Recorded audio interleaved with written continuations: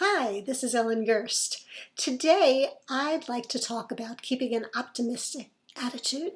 And if you'll allow me, I'll read Webster's definition of optimism. It says, optimism is a tendency to expect the best possible outcome or dwell on the most hopeful aspects of a situation. Now, when you've experienced a loss, of course, you're devastated. And it seems as if your optimism has dissipated. I think it's still there. I still think it's at your core if you were an optimistic person to begin with. It's just really buried deeply.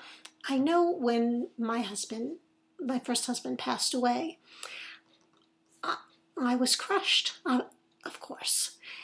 But deep, deep inside of me, no matter how terrible I felt and no matter how devastated I was, I knew that even though it would be a very long time in coming, I knew that everything would be okay, because that's my general premise about life. No matter what I'm going through, even though I get upset while it's going on, because of course you need to process your emotions. Otherwise, you can't be stoic about it.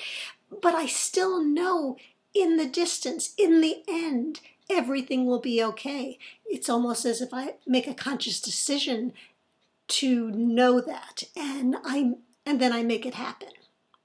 So when you lose a loved one, what happens is that you're stripped bare.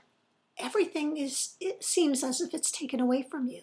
And when you get to the core of your being, you realize that the only thing that counts in life is love. It's why you're here on earth, to love and be loved. And that love is a shining beacon upon which you can rebuild your life. And I think love is equated with optimism. It's an optimistic outlook on life. And so if you haven't unearthed that core of optimism at the very center of your being, that's one of the first steps that you can take on your grief journey, because it's important for you to know that everything is going to be okay and that it's out there for you to march toward.